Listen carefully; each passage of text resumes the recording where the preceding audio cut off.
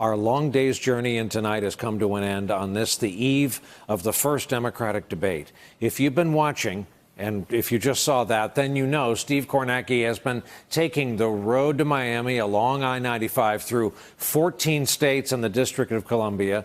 Tonight, we reach our destination, the Sunshine State. Florida is easily 4 of the most interesting states you will ever visit or live in.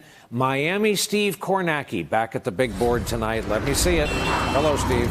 Ryan? Oh, boy. We finally made it. Oh, my. You hate to see that. And after a long journey like that, and especially after the Cross Bronx Expressway, that horrible day, we said, let's give ourselves a beach day. We got the debate tomorrow. We got the debate Thursday. So we figure let's lounge on Miami Beach. And, of course, every day in sunny southern Florida is a beach day.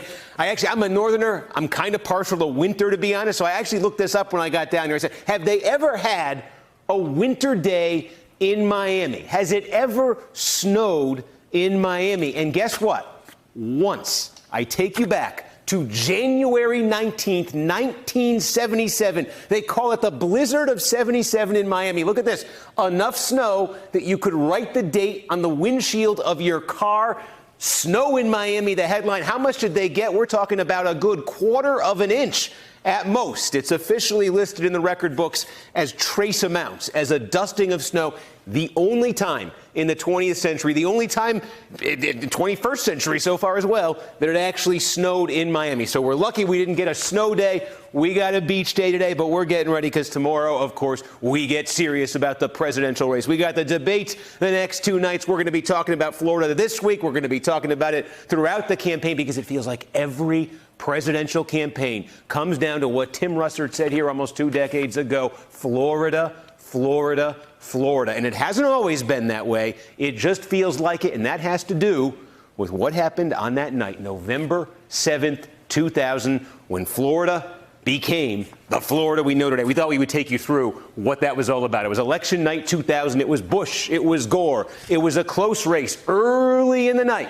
7:49 p.m., Florida was called for Al Gore, and everybody started talking about how Al Gore was going to be the next president, because if he had Florida, he was going to get to 270. It sure looked that way. The Bush campaign said, no, they think the count is wrong in Florida. So then there was a little bit of suspense. Look at this. Gore at one point there, he was close to 200. He was leading Bush. He had a clear path to 270. And then you look at the clock, 10:18 p.m. Tom Brokaw said, what the networks giveth, the networks taketh away. There'd been an error, and look at that. Gore's count went down. Florida, they took the blue off. Florida was now uncalled. The night continued. Tim Russert, remember this? They didn't have this big, fancy, big board back then. They had the whiteboard, and they had a magic marker, and there was Tim Russert all night doing those different computations, trying to come up with the path for each candidate. About 2:17 a.m., the call went to George W. Bush. George W. Bush, they said, won Florida. And because he won Florida, George W. Bush would be the 43rd president of the United States. You thought the night was over then? You were wrong, because then the Gore campaign said, no, we think the count is wrong.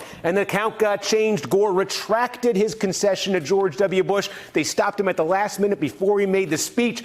Everybody suddenly under 270 in this race. No clear winner. Florida looked this way at about 4 or 5 in the morning. Barely any votes separating the two of them. And then what ensued? That 36-day recount we talked about, hanging chads and butterfly ballots, voters in one county who may have accidentally voted for Pat Buchanan. You remember all those things? And then finally the Supreme Court stepped in, a 5-4 ruling that is still talked about to this day, and made George W. Bush the next president. He had dueling concession speeches December 13th, 2000. And really that ended the 2000 election. But every election since, Florida, Florida, Florida, and 2020 will be no different, Brian. Hey there, I'm Chris Hayes from MSNBC. Thanks for watching MSNBC on YouTube. If you want to keep up to date with the videos we're putting out, you can click subscribe just below me, or click over on this list to see lots of other great videos.